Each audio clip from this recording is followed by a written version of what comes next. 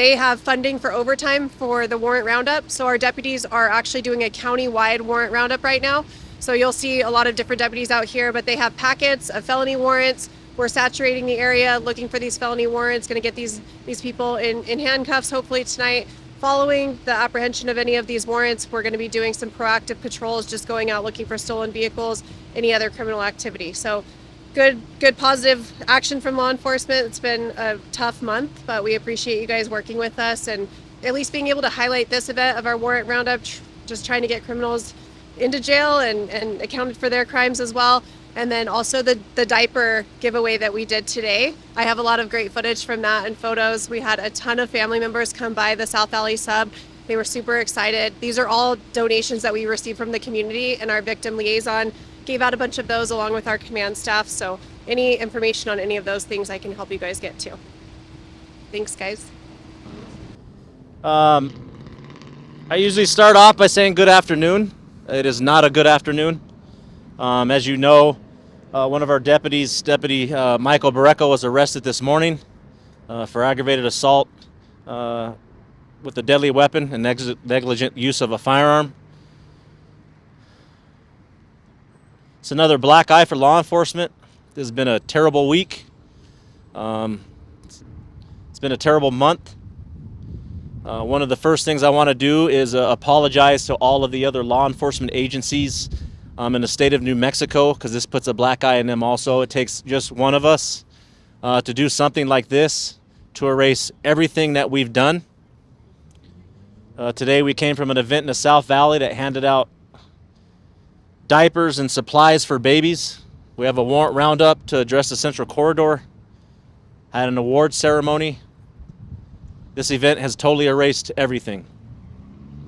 It's disappointing and discouraging, but as an agency, as you can see my command staff standing beside me, we are proactively here to find solutions to make sure that our agency moves forward effectively to do what we do every day. All the deputies that are out here that I spoke to briefly before you all got here, to tell them this is not acceptable. This is not our culture.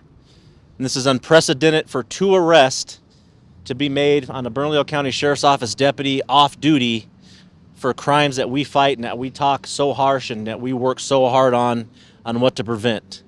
I will not stand here as the sheriff and allow our personnel to be a problem on what we're trying to battle, and they will be held accountable. Speaking of being held accountable, that responsibility and extreme ownership is on me. I am the leader of this agency, and we will find the solutions to deal with all of the off-duty issues that we are seeing, because that does not represent who we are. We are held to a higher standard and always will be, and that's what I expect. And that's what I expect of anybody, whether you're a civilian or you're a sworn deputy here at the Bernalillo County Sheriff's Office.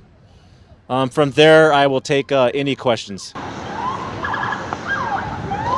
What was the deputy's job and unit within the department? The deputy's job and unit, he was in our criminal investigation division, and he was in our organized retail crime unit.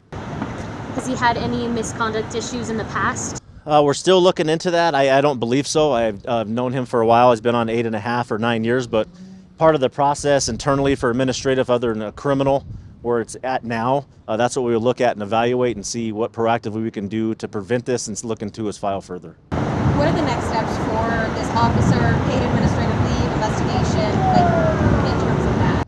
That's standard procedure to go on administrative leave right away.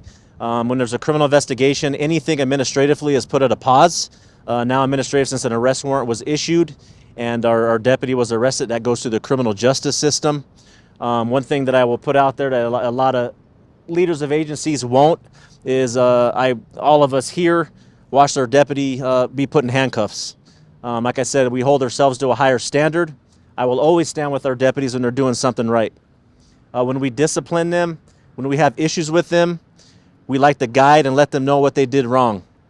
But a deputy or anybody that we walk down to be put into a police car that works for us, again, they're held to a higher standard, and watching that happen and occur, want to make sure that he sees command staff there and make sure all of our deputies understand no matter what you do, you're going to be held accountable by this administration, and it's not acceptable, and we don't stand behind that behavior at all.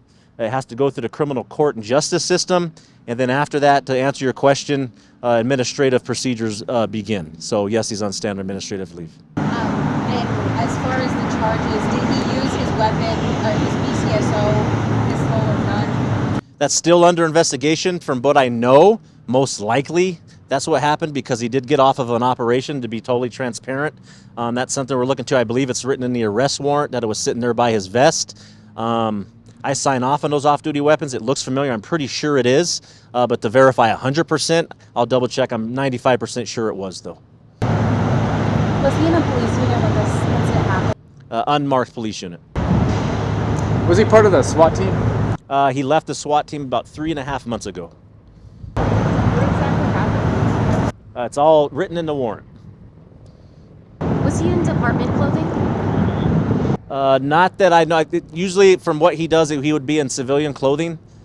Usually not undercover, but just unmarked clothing. He would probably be wearing a vest. That's in the arrest warrant. So getting off of an operation, I believe it said it was in the front seat.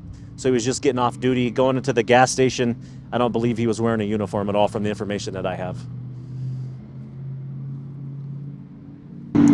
Is the surveillance footage available yet that you know of? You'll have to ask the Albuquerque Police Department. They're taking the lead on the criminal investigation. So any IPRs, any requests for any of that will go through the Albuquerque Police Department. All right, thank you.